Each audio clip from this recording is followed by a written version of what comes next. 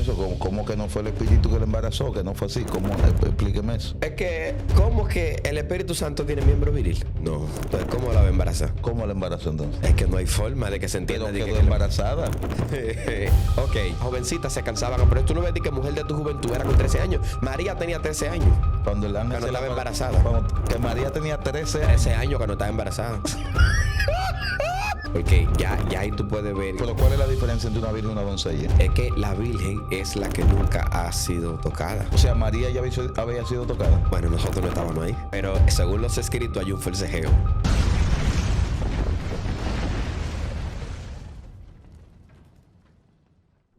Dios te bendiga de una forma muy especial y muy gloriosa. Que la gracia del Eterno sea sobre ti hoy, mañana y siempre. Qué bendición estar con ustedes. Y una vez más, el pueblo lo pidió.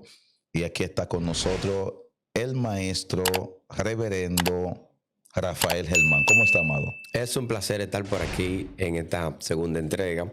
Es una bendición disfrutar tu auge y tu plataforma. Una bendición de verdad compartir contigo y todo lo que te rodee, entendiendo que la luz de Dios te toca a ti y a los tuyos. Amén. También Dios bendiga a toda la plataforma que te sigue. Un abrazo bien fuerte desde su servidor Rafael Germán. Estamos aquí para dar lo que Dios permita que demos. Amén. Qué bendición saber eso. Hoy estaremos hablando un tema muy poderoso. El verbo se hizo carne. Prepare sus oídos para escucharlo como nunca lo había escuchado. Y quiero comenzar de introducción, como siempre. ¿Cómo que el verbo se hizo carne? Para hablar de este tema, que es un tema tan sangriento, un tema encierra tanto, confina tantos intereses, que hay que ser muy ecléctico a la hora de hablar de este tema. Porque yo soy cristiano, soy una persona cristiana, seguidor de Cristo, y se le ha atribuido este verbo de una manera, vamos a decir, fantástica o de una manera muy divinizada, la acción de que algo inmaterial, invisible, bajó y se hizo un cuerpo, y así es que se interpreta. Entonces, como tradicionalmente esta postura se ha mantenido durante milenios, si me levanto ahora a decir algo que no cuadre con esa tradición, se me puede tildar como un herético. Por eso hay que ser ecléctico. Entonces yo quisiera no solo usar interpretaciones, sino despertar la conciencia de todos los interesados en la verdad, ya que la Biblia dice: conoceréis la verdad. El mismo Jesús lo dijo: conoceréis la verdad y la verdad os hará libre. Lo primero es que cuando Juan escribe, Juan no escribió verbo. Juan no puso verbo. Juan puso hologos. Entonces, cuando Juan pone logos o hologos con el artículo, Juan se refiere a la palabra. Es cierto que se refiere a la palabra creadora en el verso 1 y en el verso 4. Es correcto. Hasta ahí estamos todo bien. Pero, para ser honesto, Juan no puso verbo. Entonces, ¿de dónde viene la idea de que el verbo se hizo carne, o que al principio era el verbo? Que precisamente está en el verso 1 y en el verso 4 del capítulo 1 de Juan. ¿De dónde vino la idea? ¿Quién lo puso? Si no fue Juan Germán, entonces ¿quién fue que lo puso? Hay un contexto que se da cuando el griego está pasando al latín, principalmente la comunidad en África y en Europa. Entonces agarraron el texto griego y estaban buscando una palabra equivalente a el logos, ojo, logos, que Juan había puesto en griego, una palabra equivalente al latín. Y dentro de los verbos que ellos encontraron estaba ratio, habían como 3 tipos de verbos que ellos encontraron que no cuadraba con la expresión de Juan, porque en realidad Juan le da una carga semántica al hologos como algo persistente, porque dice: al principio era el hologos, y el hologos era Dios, y el hologos estaba con Dios. Entonces, y el hologos se hizo carne, está diciendo que era persistente y que ahora se materializó. Entonces, porque es una carga semántica que en realidad la incluye el libro de Juan, pero no es con la referencia como se ha interpretado. Porque voy para allá ahora. Primero voy con la parte del verbo. Entonces ellos llegaron a la conclusión de poner verbum, y pusieron verbum en latín. Eso estamos hablando ya de todas las comunidades, incluyendo las 2 zonas más que la ciencia bíblica más aprueba, tiene que ver con lo que es África y Europa. Entonces, ¿qué pasa con Jerónimo de Estridón, el que publica la Vulgata Latina? Cuando Jerónimo va a hacer una versión oficial de todo lo que se había transcrito, es decir, todo lo que se había transliterado del griego, él tiene que hacer una versión oficial ahora en latín, es decir, una Biblia latina.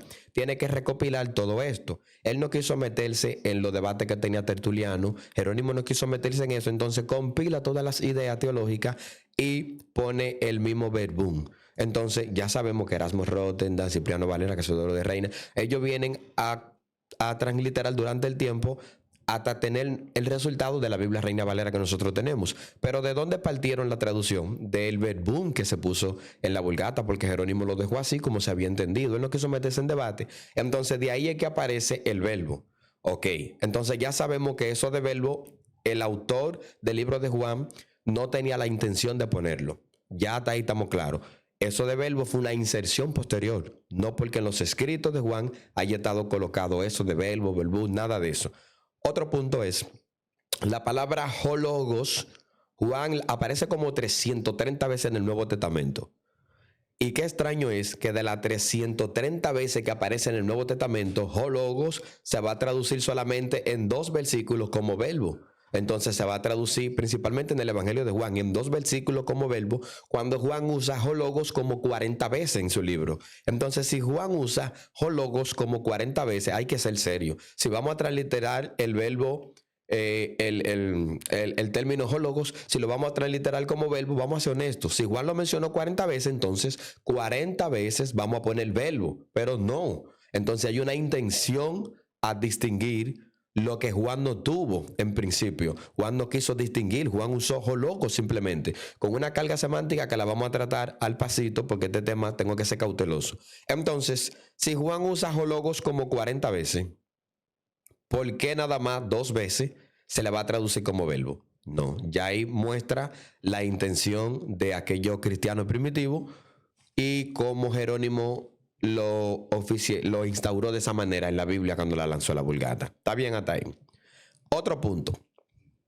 Cuando analizamos la gramática griega, el texto tampoco dice que el logo era Dios. No. Lo que dice es que el logos era divino, no que el logo era Dios. Varón, pero que todo lo divino tiene que ver con Dios. Bueno, si lo llevamos a ese piso, sí. Porque Dios en hebreo es Elohim. Y nosotros encontramos como en Juan 30... Juan, se me escapa, la cita se me fue. Cuando Juan habla ahí, creo que es Juan 10:34, si mal no recuerdo, que Jesús le dice, cuando le dice, el Padre y yo uno somos, y ellos le dijeron, quisieron hasta matarlo. Entonces cuando los fariseos y los judíos quieren matar a Jesús, por decir eso, Jesús le explica y le dice, pero señores, está escrito en vuestra ley, en la que ustedes estudian, y el Salmo dice el Salmo, el Taná, lo que ustedes leen, dice el Salmo, vosotros dioses sois. Y Cristo le dice, y si eso, el contexto del Salmo tiene que ver con reyes y con jueces que se le llamaban Elohim, porque todos los que estaban bajo la autoridad de Dios se le llamaba Elohim. A Moisés Dios le dice, te envío como Dios ante Faraón, y Aarón te servirá por profeta, porque el término Elohim era aplicado para todo. Los jueces que la Biblia menciona, cuando usted le da el estrón, esos jueces son Elohim, porque los Elohim eran oficiales de tarea. Sin embargo, si lo llevamos a ese piso como Dios, está bien. Jesús es Dios, el Espíritu Santo es Dios, incluso como se lo dijo a los fariseos, Dios es soy yo. Hasta los fariseos eran Dios, si le damos por ese sentido, porque es un Elohim como plural numérico. El Elohim tiene 2 formas de usarse. ¿Qué es Elohim, Germán? Elohim es el plural de Dios y es un plural majestático o numérico. Por ejemplo, Elo es Dios. Cuando le agregamos el sufijo in, se vuelve plural. Pero aún así, siendo plural, es como agregar una S, Dios.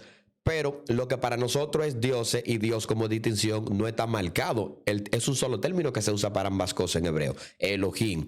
¿Dónde cambia? En la carga semántica. ¿Qué es carga semántica? El uso que se le da al término. Mira dónde cambia. Por ejemplo, en Génesis dice que el espíritu de Elohim.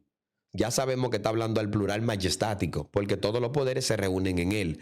Pero cuando se habla en contexto humano, en contexto angélico, ya se está hablando como oficiales de tarea, porque tienen el respaldo de la autoridad. Entonces, como Elohim es con referencia a la autoridad, todos los que están bajo la autoridad de Dios son Elohim, al igual que la misma autoridad que es otro Elohim como plural majestático, a nivel de majestad. Hasta ahí estamos bien. Entonces, si decimos que Jesús es Dios en ese sentido, claro, lo es. Nosotros también lo somos. Todos lo somos. Jesús, cuando lo aplicó, le dijo, el Padre y yo uno somos, porque hay un hebraísmo que también se aplica ahí. ¿Cuál es el hebraísmo? Que el que va enviado tiene la autoridad de quien lo envía. Por eso es que hay contexto como cuando los demonios que atormentan a Saúl, dice espíritu malo de parte de Jehová. Al colocar de parte de Jehová en la mentalidad de ellos, en la mentalidad oriental y hebraica, lo que se está diciendo es que esos demonios o esos espíritus malos están respaldados por Jehová. Es como cuando se le dice a José, el faraón le dice, después de mí tú eres que va, tú eres que sabe. Yo te pongo aquí a la diestra, toma este cordón de oro, toma esto. Después de mí tú eres que sabe. Ya él tiene toda la autoridad. O en el caso de Potifar, cuando Potifar le dice, después de mí, lo único que te digo es que no me toque mi mujer. Después de mí, tú eres que va. Porque ya tiene la autoridad. Entonces, al tener la autoridad, José equivale a un faraón y equivale a un Potifar. Es la idea. Como Jesús viene a incorporar la palabra de Dios como su hijo y como una persona que no pecó, entonces él tiene la autoridad divina. Y quien recibe a Jesús también recibe al Padre. No, todavía no te creo, Germán. Ok. Nosotros no somos dioses en el sentido de plural majestático, pero sin embargo Jesús dice, quien lo recibe a ustedes me recibe a mí, porque hay una cadena de mando. Jesús viene con la autoridad del Padre, entonces el que recibe a Jesús recibe al Padre porque él y el Padre son uno. Pero nosotros venimos con la autoridad de Jesús. Entonces si venimos con la autoridad de Jesús, quien nos recibe a nosotros también recibe a Jesús. Es una cadena de mando para la mentalidad de ellos, cosa que en Occidente a nosotros no se nos enseña así. Entonces cuando Cristo viene a este contexto y ellos quieren matarlo, Cristo cita el Salmo y le dice, aquellos eran dioses, ¿cuánto más yo?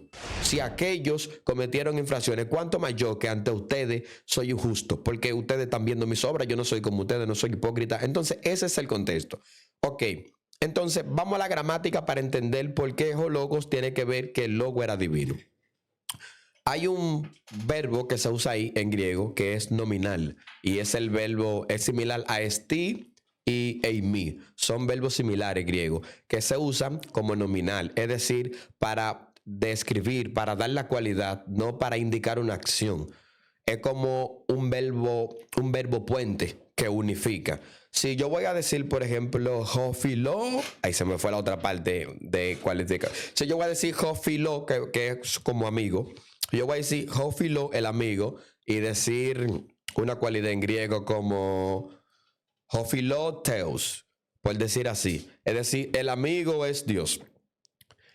Tengo que agregar esti o eimi para copular entre el sujeto y entre el predicado. Entonces, en este caso, como el griego es un idioma un poquito, no demasiado diferente al nuestro, porque ahí que viene el problema de que no había coma, qué sé yo, que un problemita ahí de transliteración. Entonces, lo que quiere decir que hologo megalos, que es lo que aparece en el texto griego, indica que el verbo era divino o grande o majestuoso. Y como verbo no existía, lo que existía era la palabra o el dicho, entonces la palabra era divina y era majestuosa. Eso es lo que quiere decir. Hologos esti megalos. La palabra es divina, la palabra era grande, es majestuosa, es majestática. Ya, hasta ahí estamos bien. Ahora, ¿qué pasa? ¿Por qué Juan le da una carga persistente? Que esta es la parte nuclear del asunto. Aquí es donde quiero entrar. ¿Por qué Juan le da, o no Juan? Porque el Evangelio de Juan no le escribió Juan. Una novedad que le voy a decir a ustedes que creo que no le he dicho en ninguna plataforma. El Evangelio de Juan tiene 3 autorías. El Evangelio de Juan se escribe aproximadamente en 3 décadas separadas. Un tomo y 10 años otro tomo y 10 años otro tomo. Es decir, en 3 décadas separadas. Un tomo lo escribe el discípulo amado. Un segundo tomo, el discípulo del discípulo amado. Y un tercer tomo lo escribe la comunidad juanina. Cuando la comunidad dice, nosotros damos testimonio, en Juan, cuando usted lo lee, que dice, nosotros damos testimonio, ese plural es de la comunidad que está redactando el último tomo de Juan. Entonces, eso para que comencemos. Entonces, ¿de dónde vino la idea del discípulo amado, el discípulo del discípulo amado o la comunidad? ¿Cuál fue la idea de colocar que la palabra era persistente? ¿De dónde viene esa idea? Hay que trasladarnos al contexto cultural cuando Israel sale del exilio. Israel dura 70 años en el exilio, sale de allá, tiene una influencia persa, tiene una influencia griega, pero luego tiene una influencia, ya cambia el idioma, se pierde el hebreo, entonces se está hablando un arameo. Cuando Yeshua llega a la tierra, lo que se hablaba era el arameo. Ahora, ¿qué pasa cuando entra el arameo? Que los judíos, para poder entender la Torá, como la Torá se leía, o el Tanaj se leía en hebreo, en la sinagoga principalmente, la que eran jerusalemitanas, los que estaban dentro de Jerusalén, hay un detalle. Y es que los que son de habla aramea no están entendiendo el hebreo. Entonces tienen que buscar un traductor o un intérprete que pudiera traducir. Y esas traducciones, para ellos memorizarla, tenían que repetirla mucho o anotarla. Entonces, cada vez que se citaba, se evocaba la mentalidad hebrea, la Biblia hebrea, y llegaba el traductor y lo decía en arameo, alguien iba copiando, anotando para poder tener esos escritos y aprendérselo. Y a eso lo que se le llama, la Biblia aramea se le llama Targum, que es una Biblia con paráfrasis, es decir, interpretaciones de la Biblia hebrea. Eso Targum no la aprobó la Mishnah, tampoco lo Talmud no la aprobaron, porque por problemita que voy a tocar ahora no quisieron agregarla. ¿Por qué? Porque en esos Targumín o Targúmenes, Targum, dentro de lo más destacado, por ejemplo, el de Jonathan, dentro de eso Targum se desarrolló algo que le llaman prosopopeya. ¿Y qué es la prosopopeya? La prosopopeya es es como personificar conceptos abstractos. Es decir, cosas que no son corpóreas, ideas que no tienen cuerpo, atribuirle un cuerpo. Y ahí es que llega en esa atmósfera prosopopeyana, es que llega la idea, por ejemplo, de este proverbio. El contexto de proverbio se me escapa el texto. Cuando dice que la sabiduría Jotma estaba en el principio y dice la sabiduría dice, Jehová me poseyó. Aquí se presenta como una mujer, Jehová me poseyó, una mujer desde el principio, el cual por medio de ella Dios hace toda la creación, por medio de ella Dios hace todo, ella estuvo allí cuando se formó los mares, ella estaba allí. Entonces esa personificación femenina que se le da a la Jotma, a la sabiduría, es como que si la sabiduría fuera una mujer presidente. Si vamos a leer literal el verbo de Juan, también habría que leer literal el texto de Proverbio. Si lo leemos los dos literal, llegamos a la conclusión, por esa manera de interpretar, de que Jesús tenía una hermana. Entonces Jesús tenía una hermana presidente. No te rías. Atención producción, atención país. Sí, tengo que... No te rías. Cojo un 10. La sabiduría es una mujer. Si vamos a creer que el verbo se hizo carne, hay que creer que la sabiduría también es una mujer presidente, prima hermana o hermana de Jesús. Pero la sabiduría no es un espíritu. Pero que se le está atribuyendo un cuerpo por la prosopopeya. Entonces la palabra es un espíritu también. ¿Cómo un espíritu se va a hacer carne? Es una atmósfera prosopopeyana. Por eso que estoy construyendo para que la gente sepa de dónde viene la idea. Entonces, ¿qué pasa con esos targúmenes que no se aprobaron? Porque alteraron tanto la paráfrasis, es decir, la manera de parafrasear el texto, que ya se veía como un adulterio. En Génesis agregaron y la palabra estaba, cosa que nosotros no tenemos. Cuando Dios se le aparece a Abraham y dice, y el verbo habló con Abraham, porque ellos construyeron eso. Entonces, eso viene en la época intertestamentaria. Entonces, cuando esto pasa, porque es que la gente lee la Biblia y no sabe, porque lo que la gente no sabe es que porque voy a tener que hablarlo, la gente no sabe que el Nuevo Testamento tiene que ver mucho con la literatura apócrifa. Entonces, si decimos que porque no es canónico no es válido, ¿por qué rayos el Nuevo Testamento tiene la mentalidad apócrifa y cita los libros apócrifos? Judas cita a Enoc, Pedro también, Pablo allá, que Adán, cuando dice Pablo que Satanás se disfraza como un ángel de luz, está evocando el libro de Adán y Eva, que también es apócrifo. O sea, el tártaro que Pedro menciona, que los ángeles también es apócrifo. ¿Existe un libro de Adán y Eva? Sí, existe un libro apócrifo. Que habla solamente de ellos. Sí. Okay. Y habla de su vida, lo que se dedicaron, tipo de alguien me tiene por más de 3 días, y perdone la pregunta, que ¿cuál fue el fruto que se comieron? Tiene mucha forma de interpretarse. Salud. Gracias. Sí, tiene mucha forma de interpretarse. ¿Usted sabe o ha estudiado qué fruto fue ese? Sí, pero me voy por la parte... Hay 3 maneras de verlo. Está la parte máxima, como que le dicen, maximista, lo minimalista, lo maximalista, y están los centristas. Ok, ¿cuál fue el fruto? Yo me voy por la centrista, tengo que explicarme. Yo me voy por lo céntrico porque es la manera más saludable de decirlo. El fruto simplemente fue el despertar conciencia fuera de la voluntad de Dios. Como es una imagen diacrónica que se está presentando, cuando el hombre desobedece, entonces activa el mal. El pecado no estuvo en comer del árbol, sino en desobedecer la orden de no comer, porque como quiera el hombre iba a comer. Por eso que la tradición judía dice que ese árbol fue diseñado para que el hombre coma, pero al tiempo de Dios. Entonces, como no era el tiempo, Dios le dijo, no coman. Ellos comieron a de tiempo. Y al comer a de tiempo, por eso pecaron.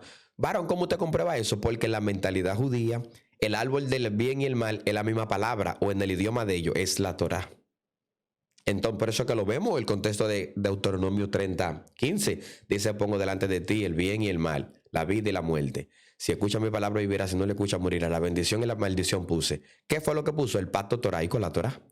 Entonces, para ellos es eso. Y ellos fueron los que escribieron el libro. Yo tengo que creerle más a ellos que a usted. Porque usted me va a decir a mí que no es así con su mentalidad occidental. Pero yo, para interpretar la Biblia, que tengo tu mentalidad occidental, yo la abandono. Porque sé que la Biblia es un libro de Oriente, no de Occidente. Muy fuerte. Entonces, ¿qué fruto fue? ¿Me dejó en el aire? Es un despertar de conciencia. Un despertar de conciencia. Exacto. Es como cuando dice más, el fruto del Espíritu es gozo, amor. Lo que quiere decir que despertaste esa cualidad. O sea, alcanzaste esa madurez.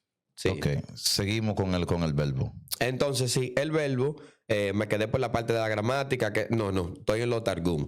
Entonces, eso se desarrolla, eso de lo targum, y viene esa idea. Entonces, para que tengan un ejemplo más llano, una prosopopeya es como decir, el viento ruge e hirió la ventana. ¿Los vientos son leones? No. ¿Y por qué entonces dice el viento ruge? Porque le estoy atribuyendo al viento cualidades del león. Eso es prosopopeya. Entonces, al decir que la sabiduría es una mujer creadora, persistente, es una manera prosopopeyana de atribuirle cuerpo a la sabiduría, pero sabemos que no es un cuerpo de una mujer. La sabiduría lo que representa es el cerebro creador, es la mente del Eterno. Simplemente eso es lo que significa sabiduría, mente del Eterno, mente creadora. Pero en la prosopopeya es una mujer. E igual que pasa con la palabra creadora. Juan bien, otra cosa que me está faltando, espérate que esto no puede faltar aquí, y es que esa palabra es menra en arameo.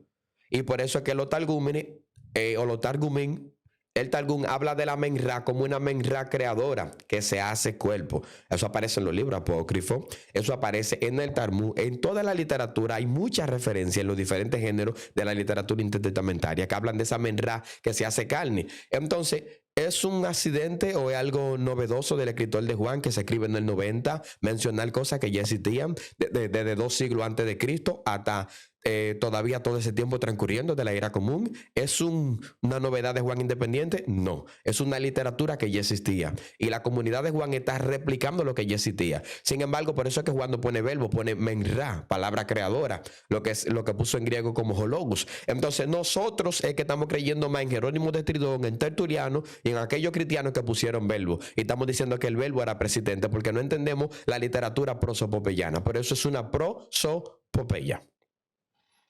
Tremendo. Entonces, en el principio era el verbo era con Dios, el verbo era Dios. Es un rollo ahí. Sí, la palabra era divina, lo que quiere decir el texto. Hologos esti megalos, la palabra era divina. Entonces, Dios se hizo carne. Es una forma, si lo vemos por el hebraísmo, es como que la palabra se materializó en Jesús, porque nadie la había vivido como él la vivió. Entonces, al Jesús vivir la palabra, porque no pecó en nada, vivió la palabra. Entonces, teológicamente, Jesús incorpora la Torá. Ok, un punto aquí. ¿Cuál es el nuevo pacto? La ley en la mente y en el corazón. En el pacto que se conoce como Antiguo Pacto, Dios quería que la Torá abarcara todo, mente y corazón, pero eran tan tercos los hebreos y los judíos que terminaban siempre cometiendo idolatría, que esto, que lo otro, y un sinnúmero de problemas durante su trayecto histórico y nunca la cumplían. Por eso no alcanzaron la ley perfecta, que es lo que le llamamos gracia. Ojo, la gracia es ley perfecta. No hay gracias en ley, la gracia es ley perfecta. ¿Cuál es esa ley perfecta? La de la libertad. ¿Por qué la de la libertad? Porque no tenemos obligación, porque ya alcanzamos la madurez. Eso es gracia, ley perfecta de libertad. Ok, entonces, como ellos no alcanzaron eso, no pudieron hacer la carne. Entonces, en el antiguo pacto ellos no pudieron hacer la carne, por eso ahora tiene que ponerse aparte el antiguo pacto y llegue el nuevo, el real, porque eso era sombra de lo que venía. Entonces, ahora en el nuevo, ¿cuál es el nuevo? La Torá o la ley en la mente y en el corazón. ¿Cuál fue el que vivió la Torá en mente y corazón de todos los judíos que hubieron? Jesús. Por lo tanto, Jesús es el único que la hace carne, es el único que la materializa, es el único que agarra la Torá que estaba como abstracta en una tabla en Moisés, Cristo la hace inherente, la interioriza. Entonces, por eso Él es la Torá encarnada, la palabra encarnada, la voluntad de Dios encarnada, porque solo Él pudo complacer al Padre en un punto que el Padre dijo: este es mi hijo amado en quien tengo complacencia. Ahí es que llega esa connotación.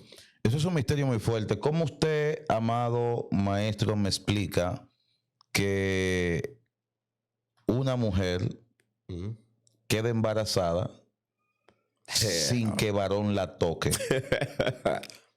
Según la versión de Mateo. Le tengo que hacer esa pregunta de niño Sí, yo porque entiendo. hay diferentes públicos mirando, escuchando. Exacto, que van a preguntar. ¿Cómo es eso? Que María quede embarazada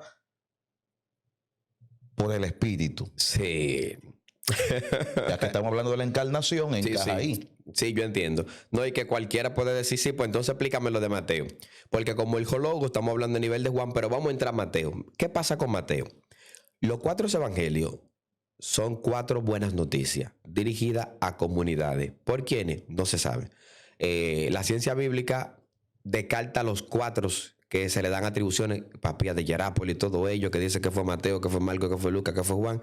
La ciencia bíblica descarta todo de eso. Y no solo la ciencia bíblica, cualquier persona que estudie y se capacite va a notar que no le, por ejemplo, el Evangelio de Juan, que es el que estamos tratando como premisa, hay un texto que aparece como Juan 20, creo que 30 o 36, por ahí dice, y nosotros damos testimonio que este es el discípulo amado. Entonces, ¿quién nosotros? La comunidad, porque es la comunidad que está escribiendo en ese momento. Entonces, es obvio que la comunidad está redactando ese tomo. Entonces, no podemos decir que hay una persona escribiendo. Ya hay un nosotros en plural. No sé si tú me estás agarrando. Entonces, con Mateo, la buena noticia de Mateo, un poquito complicada, porque Mateo, el tomo original, casi todos los tomos originales de los libros neotestamentarios no existen casi todos, pero por lo menos hay manuscritos antiguos que lo usamos para validar, como el Codex Vaticano, el Codex Sinaítico. Lucas, por ejemplo, tiene tiene mucho arraigo con lo que es el Codex Vaticano. Entonces, el Codex Sinaítico tiene Marcos, pero Mateo hay un problemita, porque el de Mateo se rompió.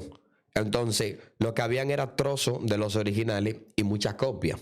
Por eso que hay algunos que dicen que había un Shem Tov, un Mateo hebreo, pero eso no hay forma de demostrar eso. Eso construir en una arena, no hay una roca. ¿Qué pasa? Esos trozos, esos fragmentos de Mateo rotos llegan al siglo IV. Y en el siglo IV se mezclan con otros códices que ya son posteriores al Vaticano y al Sinaítico. Y ahí empieza a estructurarse el Evangelio de Mateo, se empieza a construir. Entonces, en el tiempo que se construye del todo el Evangelio de Mateo, ya habían ciertas mentalidades, como por ejemplo hay algo que le llaman la dogma de la muerte históricamente. ¿Y cuál es esa? La famosa Trinidad. Entonces el que no creía en eso lo mataban. Entonces por eso es que Erasmo Rotterdam bajo presión tuvo que incluir la coma juanina. De 3 son los que dan testimonio, por él lo había quitado, pero bajo presión tuvo que ponerla. Por la presión que había. Por eso le llamaban la dogma de la muerte. Entonces el Evangelio de Mateo viene influenciado con toda la mentalidad de que rodeaba el periodo de su estructura, el periodo de su construcción. El Mateo trae eso. Entonces hay un dato muy curioso, y es que Roma se adueñó del Evangelio en el siglo IV. En el siglo IV. Exacto. Entonces en el siglo IV sale el Evangelio de Mateo incrustado en el Nuevo Testamento. Se termina de instaurar todo lo que se construyó de Mateo en el Nuevo Testamento. Entonces, suena un poquito interesante analizar. No se lleve de mí, yo nada más quiero ponerlo acá que ustedes analicen. No estoy haciendo ninguna hipótesis para que ustedes no me vean como un herético. ¿Cuál es la premisa que tienen los católicos apostólicos romanos? ¿Cuál es su premisa? Divino niño Jesús, María, la madre de Dios. Bueno, la oración lo dice María, madre de Dios. Entonces, cuando uno le pregunta y uno le dice, ¿y por qué ustedes le llaman Dios a María? Si María no es la que salva, el que salve es Jesús. Entonces ellos dicen, no, porque María fue que parió a Jesús. Al Dios Jesús lo parió María, por María una diosa. Entonces adoran a la diosa y también adoran a Jesús. No estoy diciendo que no se puede adorar a Jesús, estoy haciendo una construcción para que ustedes entiendan cómo vinieron los asuntos. Porque yo creo en un Mesías, Cristo es mi Mesías, yo creo en eso, no estoy en contra de eso. Isaías 11 habla claro, y para mí Cristo es mi Mesías, mi Rey y el Hijo de Dios divino, para mí. Ahora, mire cuál es el detalle. El detalle es el siguiente. Te está gozando, Alexis. Sí, estamos disfrutando ahí. Sí, porque después dicen que estoy en contra de Jesús porque no me van a entender. Sí. Tengo que explicárselo. Yo no estoy en contra de Jesús. Yo predico, echo fuera demonios en el nombre de Jesús y veo gente sanarse en el nombre de Jesús. Yo no estoy en contra de eso, pero tengo que ser claro con los argumentos para ponerlo usted a reflexionar. Reflexione. El texto que Mateo cita, Mateo 1:20, ¿de quién es? En el original es de Isaías. Entonces, Isaías, ¿qué dice? Isaías 7:14 habla de un Immanuel que se ha traducido Dios con nosotros. Y suena parecido, pero tiene un chin de agua, porque no eso es lo que quiere decir. Immanuel significa con nosotros está Dios. ¿Es lo mismo, Germán? No.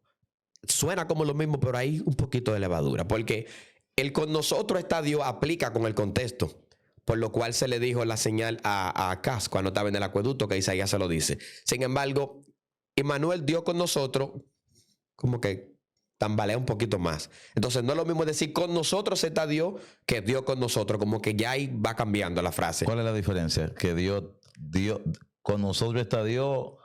Porque con nosotros está Dios se confina más en el momento que se dijo. Entonces, Emmanuel, Dios con nosotros es como más diacrónico, como que vuela más a otro tipo de contexto. No sé si tú me agarras. Con nosotros está Dios es como más firme al presente. Ya. Y esa era la señal. Entonces era Immanuel. Immanuel. Emmanuel. En la construcción, exacto. Immanuel, exacto, la construcción. Immanuel, que es Dios. Immanuel, Dios está con nosotros. Entonces, cuando esto pasa, ¿cuál es el contexto? El contexto es que Acaz ve la coalición Ciro-Efraimita, la guerra que se le va al mar, Acaz, y él está turbado en el acueducto. ¿Qué hago? Entonces viene Isaías y le dice: aquí la Virgen concebirá. No es virgen. Estoy usando virgen por lo que Mateo dice. Porque Que no es virgen. No, ahí no dice virgen. ¿Cómo que dice? Ahí dice alma. Alma. Ahí no dice Betulá, porque para decir virgen era Betulá, pero ahí dice alma. ¿Qué alma? Una doncella en tiempo de pubertad, es decir, una adolescente que ya podía tener relaciones sexuales. Incluso en ese contexto era Abiyá, que estaba embarazada. Ella era la doncella, porque antes se casaban a los 13 años. No es como ahora que se casan a los 30. Antes las jovencitas se cansaban. Pero tú no ves que mujer de tu juventud era con 13 años. María tenía 13 años. Cuando el ángel cuando estaba embarazada. Que María tenía 13 años. 13 años cuando estaba embarazada. Y no te rías, mamá. No, esto. Producción, apaga todo. Apaga todo. Vámonos de aquí. Que María tenía 13 años cuando salió embarazada de Jesús. Sí, es que en Oriente se casaban así. Sí, eso es. ¡Wow! Sí, es que es muy diferente, bro. De la Biblia se escribió. 13 añitos. Sí, la Biblia. Sí, del cuando salió embarazada de Jesús. Ok, déjame agregar algo más a ese contexto. ¿Por qué?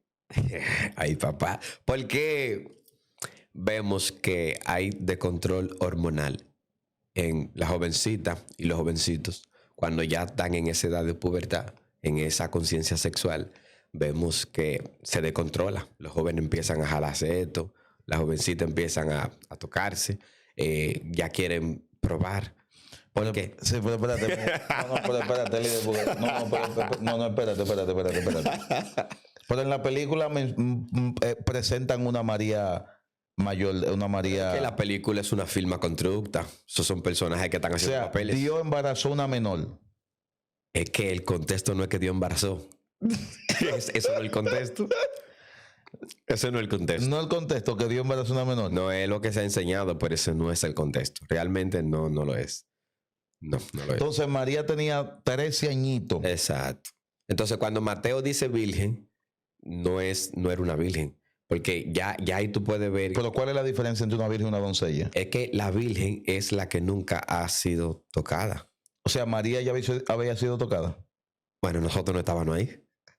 Pero según los escritos hay un forcejeo. Nosotros no estuvimos ahí. Incluso los contemporáneos hacen alusiones que yo no quiero citar aquí.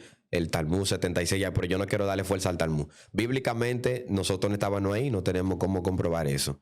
Ahora, lo que sí se ve, el forcejeo teológico en el libro de Mateo. En verdad tiene mucha construcción el libro de Mateo. Y hay que ser honestos porque son verdades, no podemos obviarlas. Eso no podemos obviar. Ahora, y también vemos el forcejeo porque la misma cita que él está tomando no dice virgen, dice alma. O sea, dice una joven en pubertad, que en el contexto de Isaías original era Abiyá que estaba embarazada y le dice: aquí concebirá y dará luz. ¿Cuál era la señal? Que iba a parir en 3 años, porque en 3 años precisamente se iba a cumplir la profecía que se le estaba dando de cómo Dios iba a exterminar la coalición que había Ciro-Efraimita contra Acaz. Ese es el contexto. Entonces tenemos que ser serios con las interpretaciones bíblicas. Tenemos que ser serios. No podemos dar un salto y forzar lo que uno cree teológicamente. No, yo creo en Jesús, es mi Mesías, hijo de Dios, pero no puedo no puedo agarrar el libro de Mateo para demostrar eso. No puedo agarrarlo porque entonces estoy haciendo un force, estoy extrapolando el contexto originario y el contexto primario de cómo se entendió el tipo de alma y la diferencia que había con Betulá. Bueno.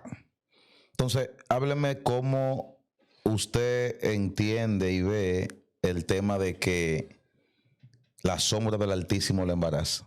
¿Qué usted opina acerca de eso?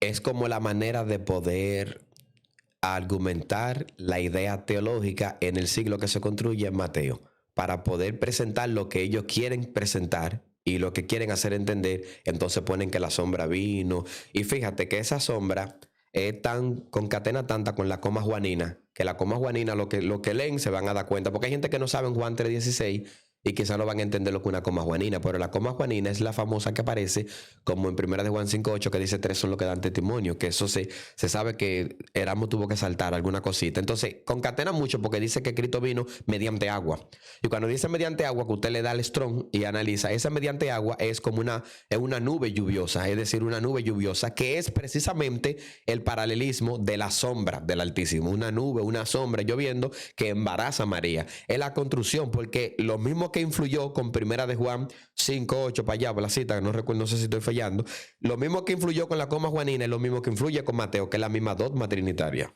Vamos a hacer un paréntesis en algo. Veo que usted ha mencionado varias veces que hay gente que no se sabe en Juan 3:16. Vamos a hacer un paréntesis. ¿Cuál es el misterio de Juan 3:16? Que veo que usted siempre lo menciona. Porque es famoso. Dios amó al mundo y mandó a su hijo para que eso no quiere decir eso. De tal manera Dios amó, sí. Porque que Juan 3:16, ¿qué es lo primero que uno se aprende? Me convertí porque Dios mandó a su hijo al mundo para que me salve. ¿Cuál es la cita? Juan 3:16. De tal manera amó Dios al mundo que mandó a su hijo. Entonces, si hay evangélicos que no se saben Juan 3:16, quiere decir que no leen la Biblia. Esa es la referencia. Es una gente que no sabe Juan 3:16, pues entonces no lee la Biblia. Ok, ministro. Entonces, la sombra o el Espíritu de Dios embarazó a María. ¿Usted está totalmente de acuerdo con eso? No, es que eso no fue así. ¿Que no fue así? No, ¿sabes? No, eso no fue así. No fue así. Eso no fue así. Producción, apaga todo, te estoy diciendo. Que no fue el Espíritu de Dios que embarazó. ¿Que no fue así? No, como dice que la sombra vino de manera literal, no fue así. Eso no fue literal. Explíqueme eso, ministro. No, eso porque es un cuerpo literal, un cuerpo físico el de María. Sí, no, incluso hay otro texto también que es más fuerte que eso, porque hay otro texto que dice, me prepárate cuerpo. Dice aquí cuando está introduciendo, creo como hebreo, no sé si hebreo 10:5, 12:5, no recuerdo, que dice, es aquí cuando estaba introduciendo al primogénito en la tierra, dice, me prepárate cuerpo. Desáteme eso, se ministro. interprete como que Dios hizo un muñeco de barro normal aparte, como esperando que bajara la palabra creadora porque le preparó un cuerpo. Es una manera hebraica, hay que verlo con hebraísmo porque no encaja literal. El literal no encaja, hay que verlo como un hebraísmo. Sí, pero explíqueme eso, ¿cómo que no fue el Espíritu que le embarazó? Que no fue así, ¿cómo? Explíqueme eso. Es que, ¿cómo que el Espíritu Santo tiene miembro viril? No. Entonces, ¿cómo la va a embarazar? ¿Cómo la embarazó entonces? Es que no hay forma de que se entienda. Pero quedó embarazada. Ok. Porque los datos y las informaciones muestran que Jesús era hijo de José. Incluso hay uno ahí en la Biblia que dice hijo de José como según se creía. Y está en la Biblia. ¿Por qué? Porque la mayoría de los teólogos entiendo por dónde se van ahí. No, porque lo empadronó, que eso fue que él hizo el registro, que José dio la cara como el padre de la familia y que por eso se creía. Por ahí se van ahí los teólogos, pero la realidad cultural e histórica sobre eso afirma de que era hijo de José. Y hay otros que dicen otras cosas. Esto se acabó ya. El Talmud dice cosas más feas que yo no quiero ni decir aquí, porque yo no quiero darle la razón a los Talmud. Yo no quiero darle la razón. Okay, porque el Talmud dice que María tuvo relaciones sexuales hasta con un guardia, dice el Talmud. Para usted, como cristiano, ¿qué usted opina usted? Vamos a dejar el Talmud. No, yo opino que Dios, en realidad, en su plan redentor soberano, para hacer cumplir la profecía de los nombres Teóforo de Osea, la familia de Osea, Dios hizo un plan de restaurar todo, de recuperar la oveja perdida, de reprender los judaísmos. Entonces, para hacer un plan de una manera prosopopeya, Dios tiene que bajar a la tierra. Fíjate lo siguiente, hay algo que muestra esta prosopopeya constructa. El libro de Juan, volvemos al libro de Juan capítulo 4. Juan, cuando va a hablar de cualquier mujer, aunque sea con dos textos, da el nombre, pero él está hablando de una mujer samaritana y no da el nombre. ¿Por qué no da nombre? Porque no se refiere a una mujer ontológica o anatómica humana. No, se refiere a la figura de Israel con 5 dioses, con las 5 caídas que tuvo. Entonces, Yeshua vendría siendo el mismo Yahvé en la tierra, hablando con su esposa, diciéndole: el que está ahora no es tuyo. Ok. El que está ahora no es tuyo. Sí, ok. Entonces, es como para que eso le llaman imaginería hebrea. Es como usar imágenes o transmitir tu mensaje llevándote a imaginar. Imaginería. Entonces, porque no es literal, no lo es. O sea, no pasó literal. Es esa historia donde las samaritanas. Incluso las que iban a los, si calculamos el contexto hebreo, las que iban a los pozos eran doncellas. Por eso es que los padres de las esposas de los patriarcas, ¿dónde fueron? Rebeca, qué sé yo, que toditas eran en pozos y que eran doncellas. Por eso se cree que ella fue a las 12 del mediodía. ¿Y qué hace una doncella de que a las 12 del mediodía hizo con sonido de 5 maridos? Una doncella con 5 maridos. Se descuadra, porque el plan de Juan es presentar. Juan, es que el escritor de Juan tiene una comunidad jovánica dispersa, rara. Entonces quiere resaltar los samaritanos que estaban ahí. Por eso es que se cree que fue escrito en Éfeso. Cuando el bautismo que pasa en Éfeso, cuando Pablo entra allá, ¿qué habían? No, el Pentateuco, perdón, de los samaritanos que estaban allá. No, porque estoy confundiendo dos informaciones, la estoy no mezclando, no puedo no mezclar. Pero si nosotros calculamos, por ejemplo, en Apocalipsis, porque no puedo no mezclar esta información. En Apocalipsis, en Asia Menor, ese contexto de Éfeso, si nosotros calculamos, ahí había problemas que tú te estás usando. Porque los judíos veían a los samaritanos como traicioneros, veían a los samaritanos como impíos, como gentiles. Por eso hay un contexto que dice: en camino de samaritanos no entréis. Ellos lo veían como impíos, como contaminados. Entonces, esta idea refleja la diferencia que había. Bueno, tú no ves el contexto lo dice: para cruzar el Jordán, Galilea, ¿verdad? Para llegar a Galilea, perdón, cruzar el Jordán cruzar el Jordán o pasar por Samaria. Sin embargo, dice: me era necesario pasar por Samaria. Ya está construyendo que en medio del conflicto que había, por ejemplo, le dice: como tú siendo judío me saluda, que yo soy mujer samaritana. Lo que está presentando el conflicto que hay en la comunidad, dándole a entender que Jesús resuelve el conflicto. Lo que Juan quiere decir que el conflicto que hay entre judíos y samaritanos, Jesús lo resolvió. Por eso él pone eso en su libro, porque él quiere transmitir un mensaje de esperanza, y ese mensaje de esperanza es lo que se le llama buenas noticias, y buena noticia es lo que se le llama evangelio. Entonces Juan presenta su evangelio como buena noticia para corregir el conflicto que había ahí, construyendo una historia criptográfica que le dé el mensaje a ellos y que rompan esa enemistad. Eso es lo que Juan quiere. No es que pasó, eso no es narrativo. Eso es constructo teológico, como un recurso literario, no es narrativo. Tremendo. Sí, ya me hiciste a soltar todos sus. Sí, pero para usted Jesús era 100% hombre y 100% Dios.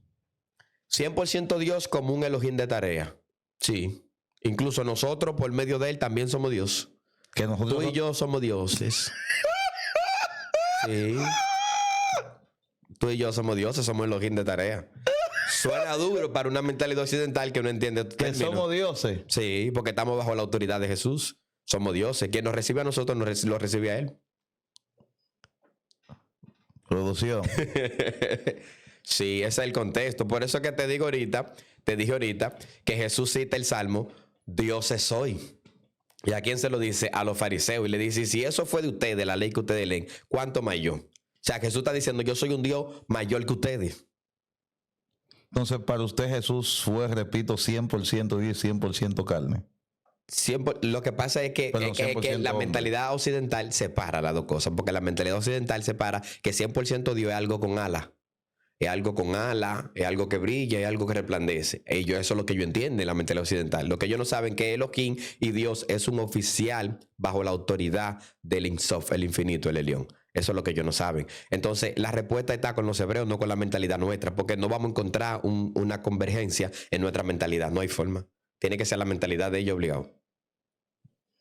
Bueno. Entonces, nosotros no tenemos el mismo poder que tenía Jesús. ¿Por qué lo dices? No, es una pregunta. No, porque la gente entiende que los milagros de Jesús ya nosotros no lo hacemos. Es algo así, ¿verdad? Lo que pasa es que Jesús no pecó. Entonces el Jesús teológico no pecó. Y como el Jesús teológico no peca, Satanás no tiene autoridad sobre él. Dos preguntas para ir avanzando. Muchos dicen que Jesús tuvo relaciones sexuales. O sea, no sé de dónde sacan que la novia de esa aberración. María de Magdalena. Sí.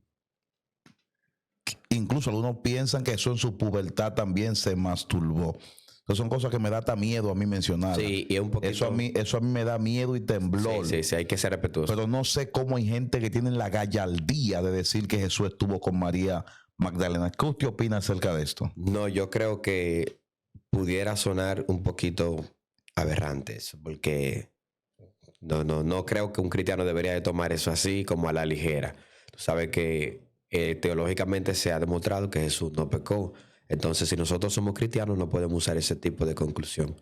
No podemos llegarle, aunque otros opinen y digan, creo que hay que mantenerse como cristiano y no usar ese tipo de A veces lenguaje. el anhelo de buscar view, ministro, No, es que para mí es una falta de respeto. se convierte peligroso. Yo me convertí creyendo en Jesús y moriré creyendo en Él, ¿entiendes? Para mí Jesús es mi Mesías y es hijo de Dios. Entonces, expresarme así de Él, pues, yo lo veo como algo muy fuera de serie.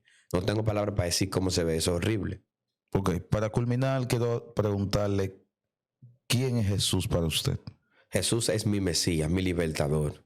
Es el que trajo la Torá de gracia, la Torá gratuita, sin obligaciones, la ley de la libertad, sin dogma. No hay que estar oponiéndome un yugo, presión, enseñanza bajo dogma, como dice Efesios 2:15. Cristo rompió esa enemistad de esas enseñanzas que se enseñaban como dogma. Enseñanza ahí, usted le da al griego, al strong, y es dogma. Usted lo puede revisar luego. Entonces, todo lo que se enseña como un dogma, Cristo lo quitó de mí. El yugo que yo tenía pesado, Cristo me lo quitó. Cristo me dio un yugo fácil y una carga ligera. Me dio la gracia, me perdonó. Yo no tengo por qué sentirme atado por ningún tipo de religión, ni gente que me quieran obligar y que la barba es malo. Que tomé esa locura. Entonces, no. Cristo me libertó, yo soy libre. ¿En un tiempo lo viviste? Que la barba era del diablo y todo. Sí, porque recuérdate que uno viene de abajo y uno viene de los rabas. Incluso eso, los Golden antes de ser famosos y todo eso, yo caminaba con ellos un tiempo y hacía lío por lo Ponía batola también. Llegué a usarla, sí. Una batolita. Yo todavía tengo una guardada por ahí. Una negra tengo guardada todavía. Sí, entonces, ¿qué te digo? Pero Dios me abrió los ojos porque nosotros los que somos de luz, la luz no alcanza, Alexi. Yo, en esos tiempos que hacía lío, yo meditaba y digo, pero es que hay cosas feas porque los cristianos se sacudían. Yo daba el golpe y el machetazo.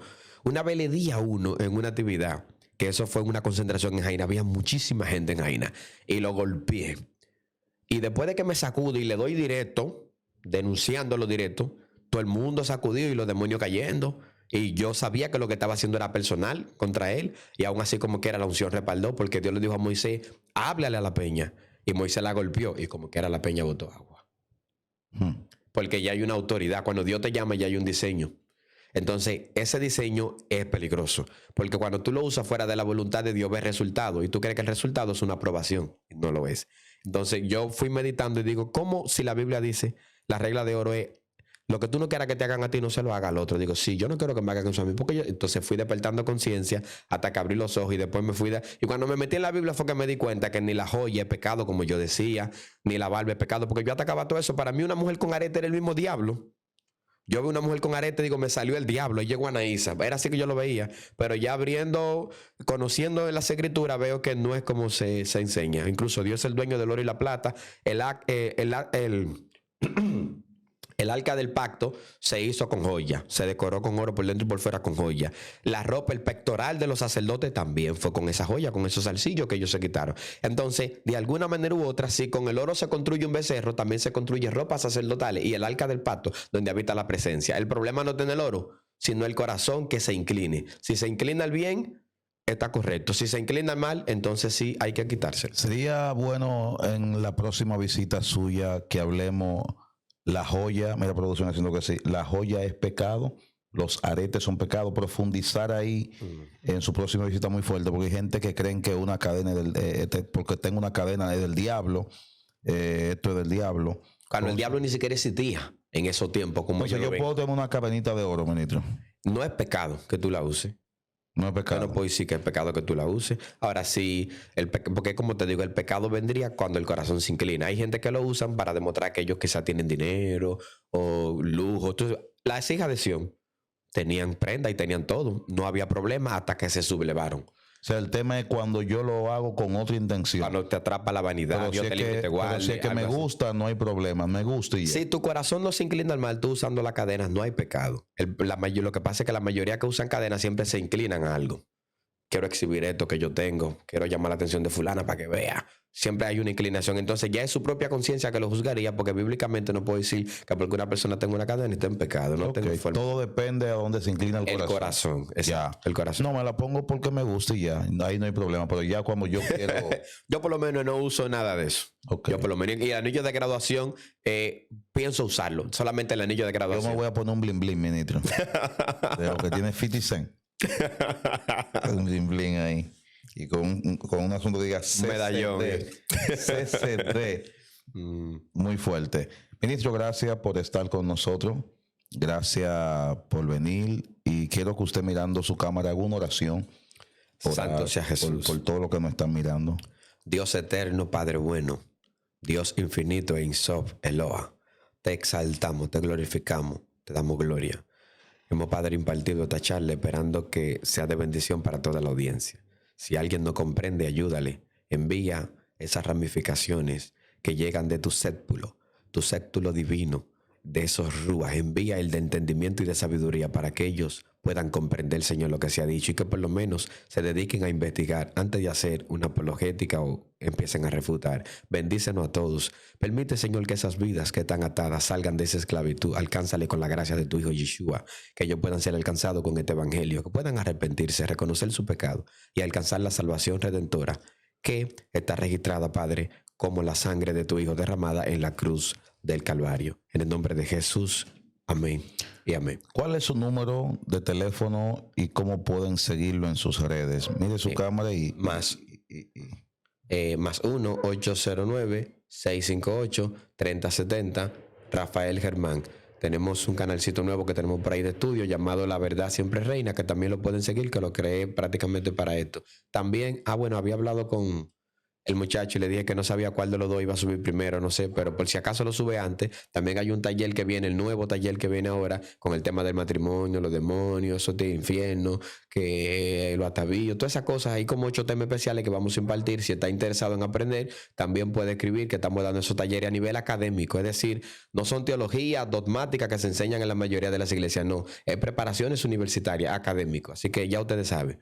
Qué bendición, qué bendición. Señores, seguimos dando lo mejor para ustedes, así que repetimos, todo el que quiera apoyar esta plataforma, ahí está la forma de hacerlo en pantalla para seguir llevando este mensaje a miles de personas, que esto se mantenga en el aire. Esto es una emisora, esto es un estudio, esto es una plataforma cristiana y contamos con su apoyo. Así que ya en pantalla está la forma cómo apoyar para que esta plataforma siga adelante. Bendecimos la vida del ministro empresario Adolly García, que siempre está conectado con nosotros, a él, a su familia y todos los que le pertenecen. Estos días el hombre va a llevar la palabra a Dubái, estará ministrando un fuerte mensaje dubaleño, se llamaría dubaleño. No sabría, pero no sabría, ¿no? Como los dominicanos, a los que son de aquí, los dominicanos, a los dubareños, la gente de Dubái, ya. Así que gracias a todos, que la gracia de Dios le cubra y le guarde, en el nombre de Jesús.